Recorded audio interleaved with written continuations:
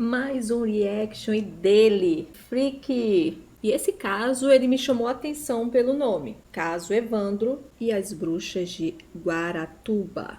Não sei o que vamos ter aqui, mas sendo do Freak, algo sensacional. Eu quero fazer o reaction para poder trazer esse caso, se possível, né? Se tiver alguma coisa relacionado à perícia, tá? Então, vou aprender sobre o caso com ele e depois vou aprofundar atrás de provas periciais. O caso de hoje é um dos mais pedidos desse canal, é uma história que já foi contada na internet com todos os detalhes por outras pessoas, um caso que vai inclusive virar série. E obviamente para poder fazer, a gente teve que resumir tudo, mantendo alguns fatos mais relevantes que são responsáveis por tornar esse caso um dos mais polêmicos e misteriosos do Brasil, cheio de reviravoltas e que ainda hoje levanta dúvidas sobre o que realmente aconteceu. Vamos contar a história do caso Evandro e as Bruxas de Guaratuba.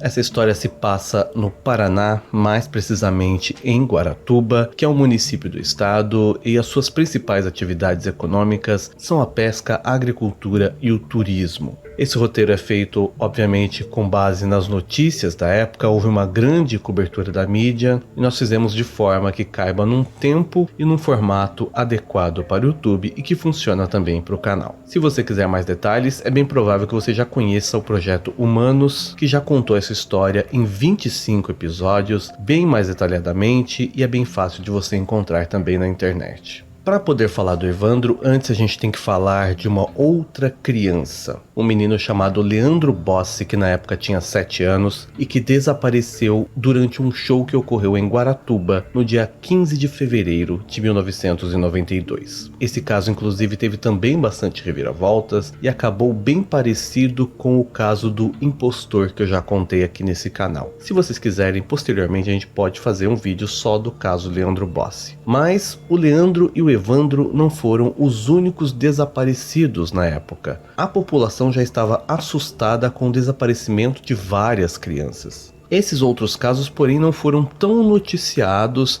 mas de qualquer modo a polícia já era avisada dos desaparecimentos e até onde eles conseguiam, investigavam o caso. Então é preciso falar disso para poder contextualizar o que já estava acontecendo até o desaparecimento do menino Evandro, ou seja, já existia uma sensação de incapacidade diante dos outros ocorridos. Essas crianças que sumiram eram sempre bem parecidas, de idades próximas, o que levantou inclusive a questão de poder estar ocorrendo na região um tráfico internacional de crianças ou até mesmo tráfico de órgãos. Foi a primeira coisa que eu pensei, tráfico internacional de crianças. Voltando a falar do menino Evandro, ele se chamava Evandro Ramos Caetano, ele tinha 6 anos na época, em 92. E lindo, né?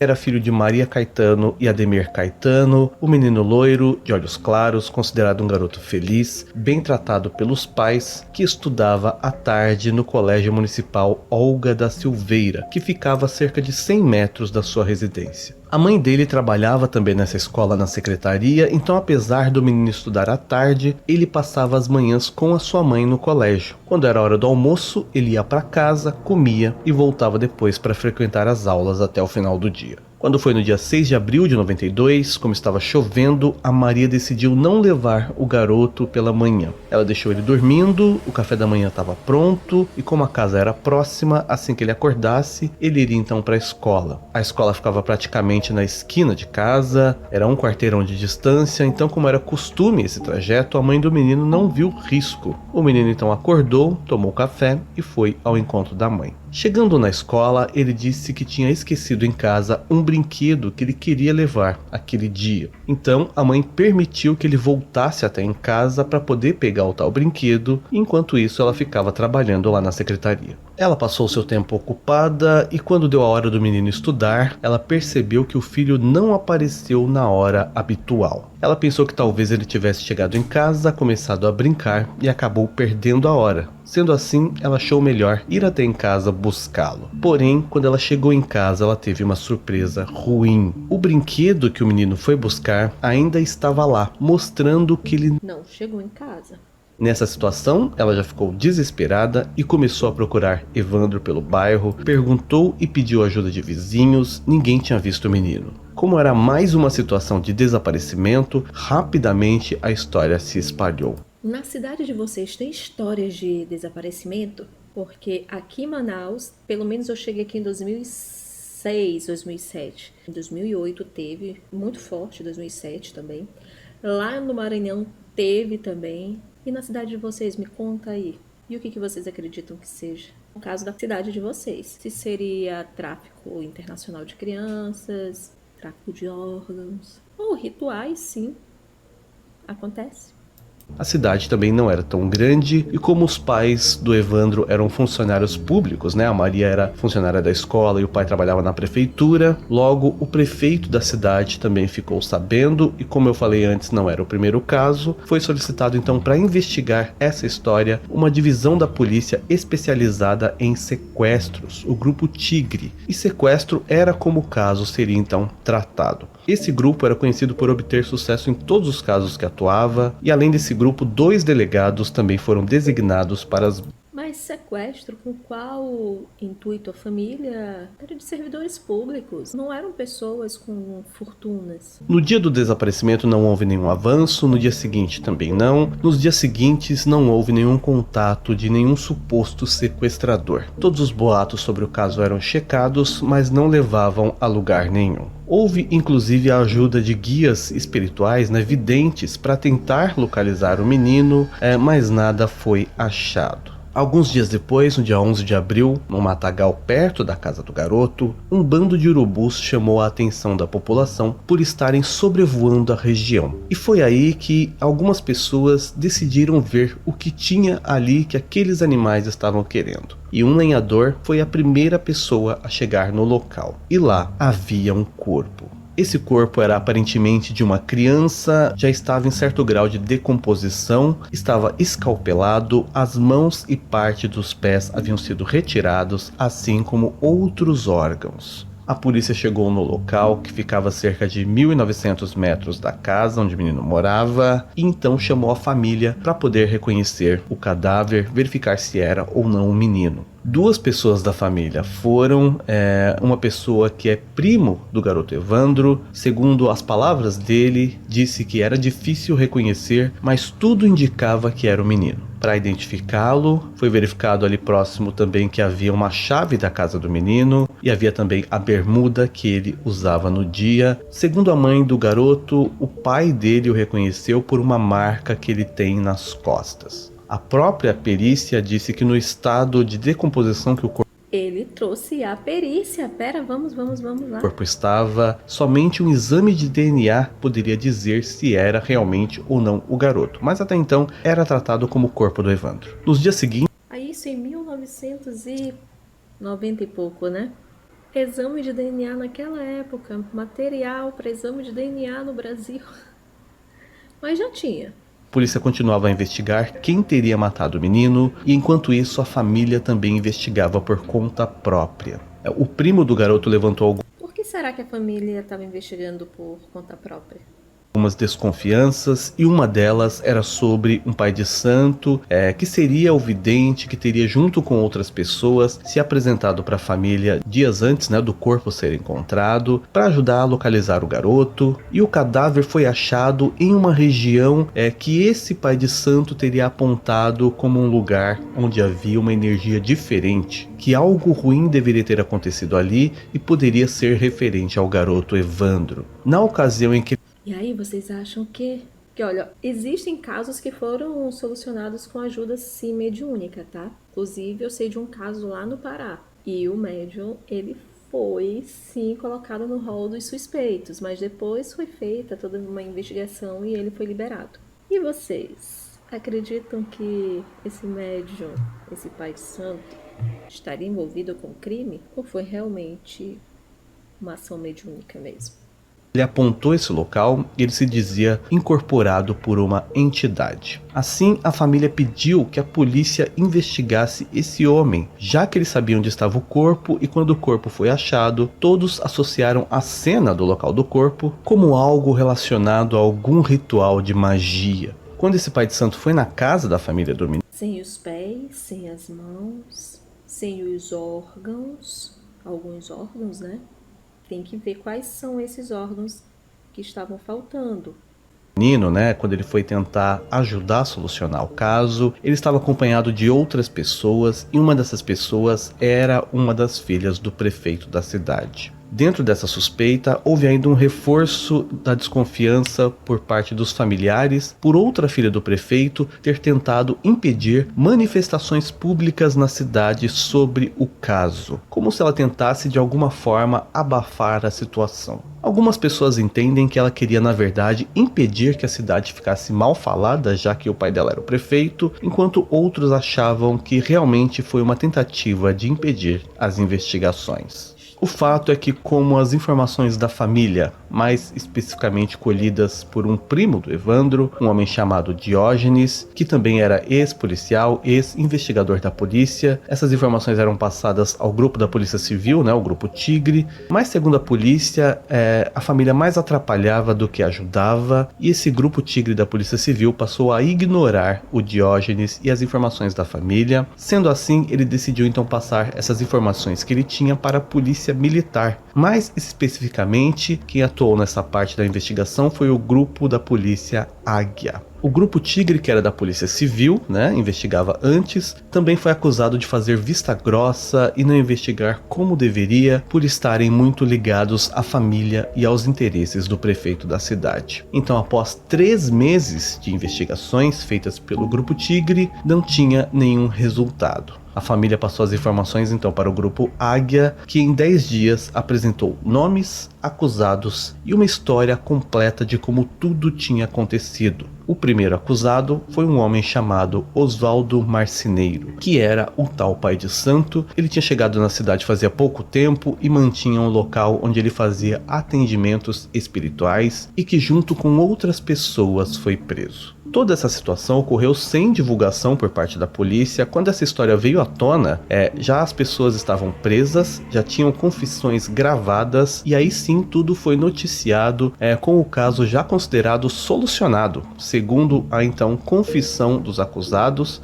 o menino foi morto para que fosse feito um ritual de magia negra que traria benefícios a quem teria feito esse ritual. Entre essas pessoas estava uma filha e a esposa do prefeito da cidade, respectivamente Beatriz Abage e Celina Abage, que acompanhada de advogados negaram suas participações no crime. Mas o Oswaldo Marceneiro, um homem chamado Vicente de Paula e Davi dos Santos, sem advogados, confessaram os seus depoimentos dias antes, quando foram presos no dia 1º de julho daquele ano. Ou seja, os homens foram presos, confessaram e disseram que essas mulheres eram as pessoas que tinham encomendado o ritual e chegaram inclusive a participar do ritual. Houve também uma testemunha que inicialmente alegou ter visto as mulheres num carro com outras pessoas e o menino Evandro sendo levado. Esse mesmo homem posteriormente afirmou em entrevista não ter tanta certeza assim do que viu, mas o depoimento dele foi importante nesse caso. A essa altura, a população já estava revoltada com tudo isso, ainda mais com os casos anteriores.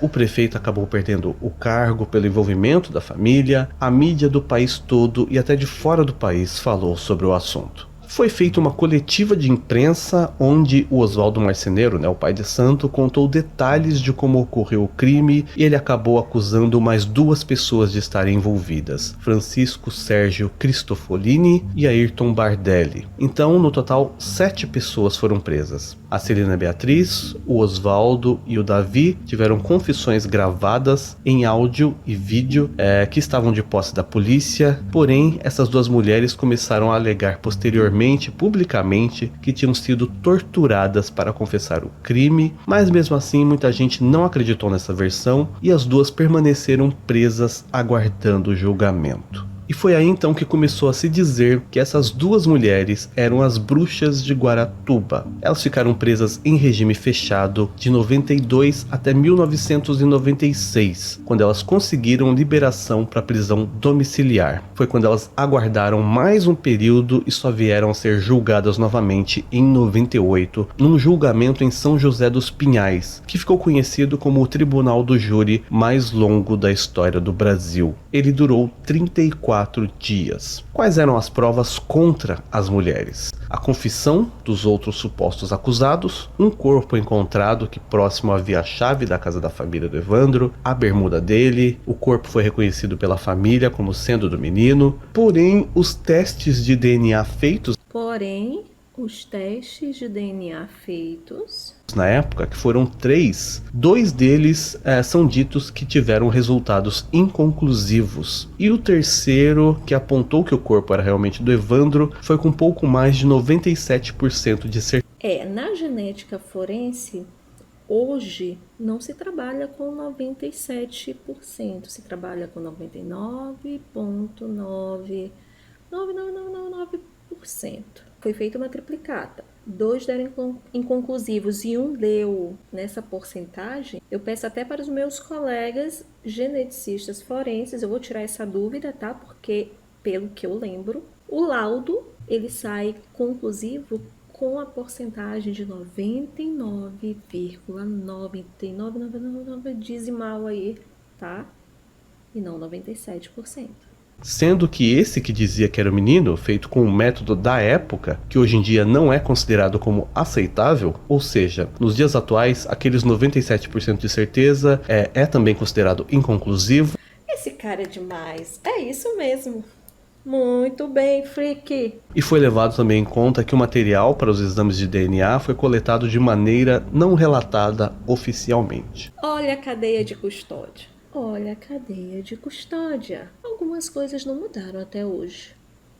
Com relação à chave da casa e à bermuda, eram provas relevantes e havia também um par de chinelos que se diziam ser do menino como provas, porém foi dito que essas provas estavam lá no local de uma maneira incomum ou considerada por quem tem experiência em casos como esse, de forma que pareciam provas falsas. Forjadas. Foram plantadas, será? E tem a questão também do chinelo, que era igual do menino, que foi achado lá dias depois do corpo, mas pareciam novos, como se nunca fossem usados, estavam limpos como se fossem comprados recentemente, o que não era o caso dos chinelos do menino. Houve também a questão de um outro corpo achado, na verdade uma ossada que disseram ser do outro garoto desaparecido, o Leandro Bossi, que após exame revelou-se que na verdade não era ele, e sim uma menina, e anos mais velha do que o garoto, como se alguém tivesse tentado implantar esses corpos e provas para de certa forma encerrar os casos, acusando quem quer que fosse, ou por ter algo contra os acusados, ou questão política envolvendo a família do prefeito, ou para esconder alguma outra história relacionada a essas crianças e os desaparecimentos. Mas quem poderia ser o responsável por inventar toda essa... Na minha opinião, no meu feeling, foi uma cena forjada, sim. As duas hipóteses seriam ou tentar esconder algo sobre a história real por trás desses desaparecimentos, ou realmente imputar ao prefeito, à família do prefeito, o caso. História de magia negra, envolver até a família do prefeito da cidade na época. Segundo algumas pessoas teorizaram, e segundo um delegado que investigou o caso na época, quem teria inventado toda essa história e essa trama e foi direcionando a polícia a acreditar em tudo isso foi um parente do Evandro, um homem chamado Diógenes. Isso eu estava pensando aqui, mas eu pensei, será que é muita audácia minha falar isso? Estava aqui com os meus pensamentos, porque ele levava as informações para o Grupo Tigre e depois levou para o Grupo Águia da PM. que era o primo do menino, aquele que também tinha reconhecido o corpo e investigado toda a história por conta própria, mas muitas vezes ele era até tratado como tio do menino e ele era o porta-voz da família. E esse Diógenes, segundo o delegado, desde quando ele era ainda um adolescente, ele acreditava que o motivo da separação dos pais dele teria sido um caso que o pai dele, que também já foi prefeito da cidade, teria com a Celina Abage, a esposa do atual prefeito. E a polícia, a partir do momento em que se deixou levar por essa história, não tinha mais como voltar. Baseado nisso, outras pessoas, por motivações políticas, acabaram por só deixar a história rolar, sem tentar mostrar a verdade. Isso sem falar na questão do Grupo Águia da Polícia Militar ter feito uma investigação sem comunicar à Polícia Civil o que fazia, o que já é considerado bem incomum. Duas investigações paralelas, sem nenhuma comunicação entre elas sobre detalhes e essas coisas.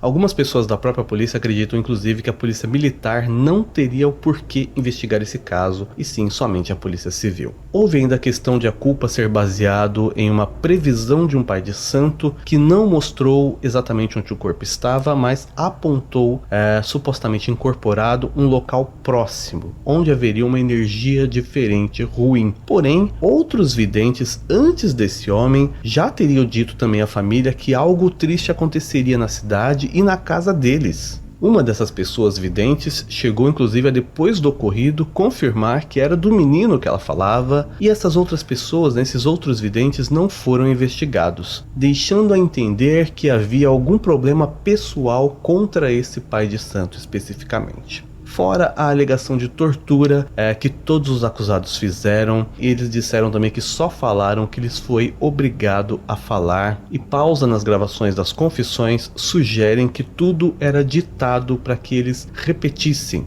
E apesar do longo julgamento, nessa ocasião, com todas essas reviravoltas, as mulheres Celina e Beatriz foram absolvidas pelo júri. Em 2004, houve o julgamento de outras 3 pessoas acusadas. O pai de santo, Oswaldo Marceneiro, e o pintor Vicente de Paula Ferreira foram condenados a 20 anos e 2 meses de prisão por homicídio triplamente qualificado, sequestro e cárcere privado. O terceiro acusado, o artesão Davi dos Santos Soares, foi absolvido do crime de sequestro, mas culpado pelo homicídio. A sua pena foi 18 anos e 8 meses de prisão. Um ano depois, outros 2 envolvidos acabaram sendo absolvidos: Francisco Sérgio Cristofolini e Ayrton Bardelli. O que já é uma história estranha, De todos os 7 acusados, alguns foram absolvidos e outros condenados. Sendo assim, o julgamento de 98, que tinha absolvido as 2 mulheres, foi anulado e um novo julgamento foi feito em 2011. Porém, dessa vez, somente a Beatriz foi julgada novamente, já que a mãe dela, Celina, já tinha 70 anos, então para ela o crime prescreveu de acordo com a lei brasileira. A Beatriz foi então condenada a 21 anos e 4 meses de prisão por 4 votos contra 3 do júri popular. Mas, devido às reviravoltas, ela recorria da decisão em liberdade até agosto de 2016, quando a Justiça do Paraná voltou a determinar a prisão imediata de Beatriz. No entanto, o Tribunal de Justiça do Paraná lhe concedeu perdão de pena baseado em um decreto presidencial que concede indulto coletivo a pessoas condenadas a mais de 8 anos de prisão que tenham, entre outros requisitos, filhos menores de 18 anos, como é o caso de Beatriz Abage. A decisão foi em caráter liminar, emitida pelo desembargador Naor de Macedo Neto, do Tribunal de Justiça do Paraná. Não se tem informações dos homens que foram condenados. Sabe-se que o Oswaldo teve outras acusações criminais por ter aplicado golpes no comércio. Pai de santo. O tenente-coronel Neves, que na época era suposto responsável por comandar a tortura dos acusados, posteriormente foi acusado por inúmeros outros casos de tortura. Em 2009, ele foi condenado a mais de 18 anos de prisão por formação de quadrilha, tráfico internacional de armas. Ele chegou a passar um tempo preso, saiu da prisão e em 2018 ele foi morto a tiros quando saía de uma de suas suas propriedades. Esse crime ainda está sendo investigado. Em resumo, há quem acredite que as mulheres são realmente culpadas pela proximidade delas com os acusados, por questões e álibis mal contados, a questão dos exames do IML apontarem que elas tinham marcas no corpo, mas não fortes o suficiente para condizerem com tortura. Houve a questão também do homem dizendo que as viu com a criança no carro. Mas há também quem acredite que elas e as outras pessoas são inocentes. Tendo em vista a questão dos erros dos exames de DNA, provas incomuns, os relatos de tortura, a testemunha que posteriormente voltou atrás no seu depoimento, a condenação do tenente-coronel anos depois por tortura e outros crimes, entre outras falhas da investigação. Ao mesmo tempo em que já relatamos aqui casos em que pessoas podem sim ser extremamente cruéis com crianças por motivos mais banais e absurdos possíveis, também já relatamos casos onde acusados confessaram sobre tortura. Então, se você acompanha esse canal, sabe que os dois lados são possíveis de acontecer. Comente aqui embaixo o que você acha dessa história toda, verifique a possibilidade de se inscrever e se tornar membro do canal. Obrigado por assistir até aqui, por enquanto é só, e até mais. Muito bom. É um caso difícil, viu? Muito difícil. Eu vou dar uma olhada nele, vou ter que pesquisar a fundo para poder entender melhor, tentar levantar, né, as evidências trazidas, o que foi processado e transformado em provas, para poder fazer uma análise do caso Evandro. Então me aguardem. Até o próximo vídeo.